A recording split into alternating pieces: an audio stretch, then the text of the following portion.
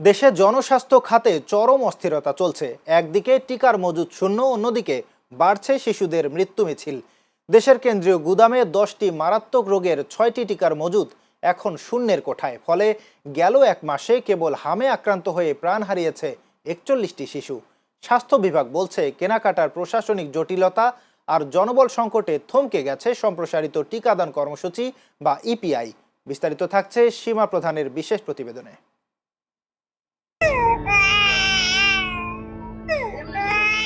হাসপাতালের করিডোরে মা বাবার আর্তনাদ, কোনো কোনো কোল খালি হয়ে গেছে চিরতরে। এ দৃশ্য রাজধানীর সংক্রামক ব্যাধি হাসপাতালের। চলতি মাসেই রাজধানীর 19 শিশু মারা গেছে হামে। দেশের কেন্দ্রীয় গুদামে এখন বিসিজি, পেন্টা, বিউপিবি, পিবিসি, এমআর এবং টিডি এই 6টি গুরুত্বপূর্ণ টিকার মজুদ শূন্য। আর এই শূন্যতা মাঠ পর্যায়ে নিয়ে এসেছে হাহাকার। ফলে ফিরছে পুরনো সেই ঘাতক রোগ হাম। প্রথমে জ্বর ছিল 5 দিন, তারপরে পাতলা পায়খানা, কাশি, 7-8 দিন পরে এগুলা বাড়ি। ডায়রিয়া আবার 1 দিন 2 দিন ছিল, হসপিটালে ভর্তি ছিল, স্লাইন ছিল, তারপরে আবার এই যে কাশি হয়েছে। আইসিইউর মধ্যে নিয়ে যেতে গেছিল, আমরা নিতে পারি না, এই যে সিট খালি পাই না, আর হামের কারণে কোনো জায়গায় কেউ নিতেছে। জ্বর ছিল আর কি আগে, তারপরে হ্যাঁ বমি করতো, দিন নিয়ে ভর্তি করছি, হ্যাঁ রাখছি 5 দিন রাখছি, এখান থেকে নিয়ে বাসা নিয়ে 4 দিন রাখছি। তারপরে ওইখানে গরিব ডাক্তার দেখাইছি, আর কমে নাই, তারপরে ওই ডাক্তারে আবার এখানে বাড়াইছি। কিন্তু কেন এই সংকট? কর্মকর্তারা বলছেন অন্তর্বর্তী সরকারের সময় পুরনো অপারেশন প্ল্যান ব্যবস্থা বাতিল করায় টিকা কেনার আমলাতান্ত্রিক জটিলতা তৈরি হয়। এরপর নতুন সরকার আসলেও প্রকল্প পরিচালক নিয়োগ এবং অর্থ ছাড়ে বিলম্ব পরিস্থিতিকে নিয়ন্ত্রণের বাইরে নিয়ে গেছে। এখানে তো বেডের সংখ্যা কম, 681টা বেড।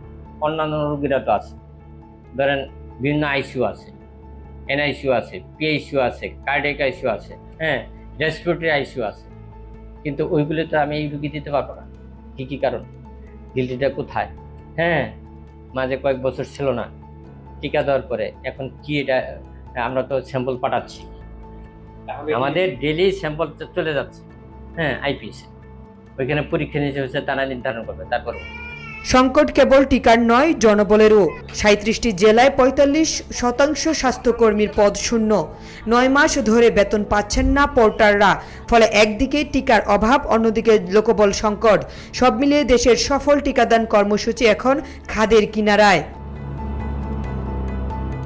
তবে আশার কথা শুনিয়েছেন স্বাস্থ্যমন্ত্রী সরদার মোহাম্মদ সাখাওয়াত হোসেন। তিনি জানিয়েছেন দ্রুত টিকা গ্রহণের জন্য ইতিমধ্যে 604 কোটি টাকা বরাদ্দ হয়েছে। শিশুদের চিকিৎসার ঢাকার পাশাপাশি দেশের উত্তরাঞ্চলে আইসিসি ও ভেন্টিলেটর প্রস্তুত রাখার নির্দেশ দেওয়া হয়েছে। যত তাড়াতাড়ি সম্ভব আমাদের টিকা আসবে, টিকা আসার সাথে সাথে যত তাড়াতাড়ি সম্ভব আমরা টিকা দেওয়ার ব্যবস্থা করব। আমাদের জনগণকে আমরা আশ্বস্ত করতে চাই, আমাদের সকল চেষ্টা অব্যাহত থাকবে এবং এই মিজেলসের আক্রমণের ভিতরে আমরা যেই র্যাপিডলি ভেন্টিলেটর এবং আইসিইউ ইউনিট এবং ওয়ার্ডের ব্যবস্থা করেছি, অতীতে কোনোদিন হয়নি। উইল কন্টিনিউ আওয়ার এফার্ট, ইনশাল্লাহ আমরা করে যাব। স্বাস্থ্যমন্ত্রীর আশ্বাস থাকলেও মাঠের চিত্র যেন ভিন্ন। অভিভাবকরা বলছেন কেন্দ্রে গিয়ে টিকা পাচ্ছে না তারা।